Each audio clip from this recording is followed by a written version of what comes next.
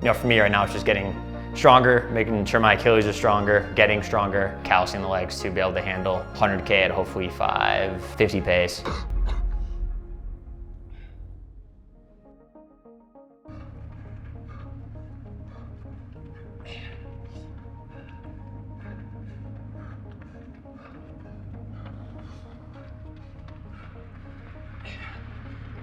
Trying to feel something. Some altitude? Trying to taste blood by the end of this.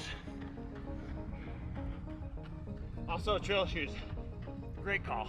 All right, man, we are live. So finally gonna do it and try to do it right this time. So officially launching the YouTube channel. Charlie Lawrence, for those of you guys that don't know, professional marathoner, professional ultra runner, 50-mile world record holder. Welcome to my YouTube channel.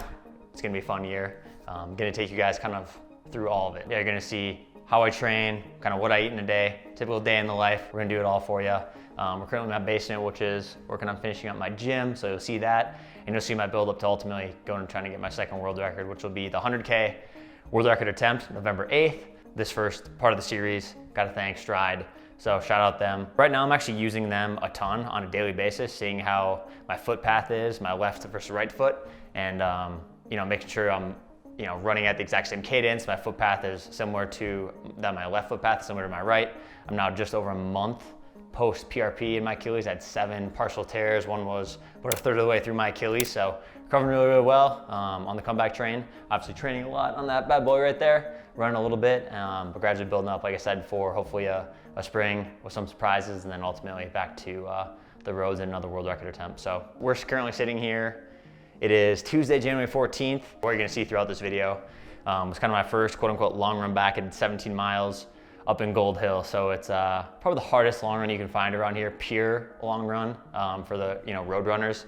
Starts at about 8,500 feet. You roll up to roughly 9,600 feet. Super brutal. I mean, the hills are, everyone brags about Magnolia Road in Netherlands, which again, another brutal, but Gold Hill without a doubt is exponentially tougher. The hills are just longer. It's at higher altitude, so you suffer a little bit, and I just kind of wanted to go up, feel something, feel alive. And there's a road that goes actually right outside of Gold Hill called Lick Skillet, and it's actually the steepest maintained road in the United States. So at the end of my run, 15 miles in, I just had to run down Lick Skillet and then run back up as hard as I could.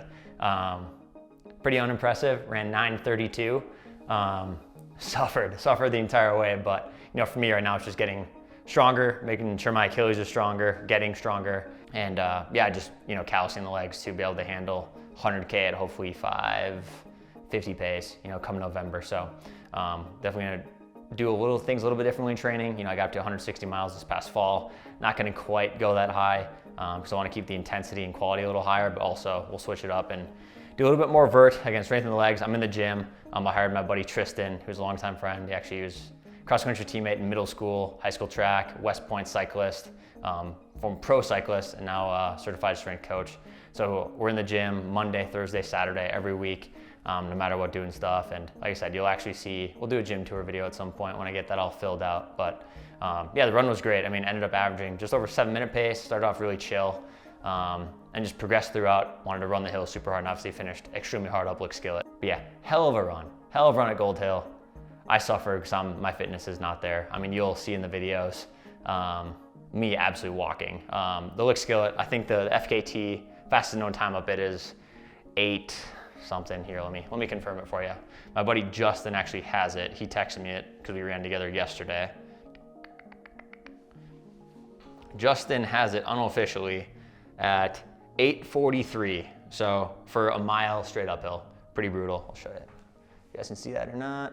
Just to confirm, Justin has it. I am not on Strava, so you will not see me on there. But if I was on Strava, I'd be 4th or 5th on the list. So definitely wanted to taste some pennies, and definitely was at the end. So went out at about 4:40 pace and was finishing at about probably 12-minute pace. So hard way to do it, but at least wanted to send it and hopefully get some residual fitness, or not residual fitness, but some fitness from that push. So again, video 1, hope you enjoyed it. And now we'll take a look at kind of my foot path. All right, so what we're doing with Stryd right now is we're looking at my foot path. So it's the left versus right, and how my foot strike is, how I pull it through, and then ground contact. So right now we're starting looking at 7:45 to 8-minute pace. Looks pretty dang good from what we're seeing right here. So honestly, you probably couldn't tell there was an injury. Obviously, we know my left Achilles is a little injured. So let me confirm here. The left is yellow, right is blue. So you can go between the two right there, boom, boom. So that's running an easy pace. That's 7:45 to 8 minutes. Don't run a ton of time right there. That's 4% of my total running time. So as we move through here, you see the highlighted portion. We're gonna go to 7:30, 7:45. Still pretty good, little off.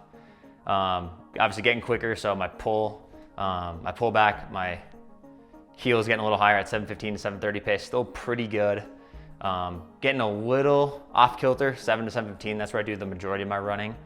And then we go through 6:45 to 7, still slightly off, getting a little farther apart. 6:30 to 6:45, not bad at all. Again, that's only 10% of running. 6:15 to 6:30, still about the same. Go through 6 flat to 6:15, getting pretty dang close again. That's pretty minor. Obviously, we'll chat with the Stryd team through all of this at a certain point, but for right now, everything's looking good considering we're only a few weeks removed from PRP. And then a couple sessions here that I've done, 1 or 2% of the time, 5:30 to 5:45. There, my right's quite a bit higher, so definitely compensating. And then same with 5:15 to 5:30, and even 5 flat to 5:15 pace. Still pulling my right up a lot higher than my left, and actually my left is landing a little farther in front. So definitely some kind of asymmetries you got to work on, but enough to iron out. And again, this is just data that's super, super useful to have. Not a ton of people have it, so I probably wouldn't even know that I was compensating if I didn't have Stryd. So again, shout out to them, some details to work on. Obviously we'll get in the lab with them, fine tune it, and hopefully we'll see a perfect, symmetrical footpath within the next few weeks. So shout out to Stryd. All right, guys, so that is episode 1 right there. You got to see me completely suffering up in Gold Hill and seeing how I'm using, Stryd to kind of formulate a plan in my comeback, make sure I'm not compensating enough, strengthening my Achilles throughout the process, and ultimately taking it day by day and episode to episode, and hopefully increasing fitness. We'll see you in the next video. Like, comment, subscribe.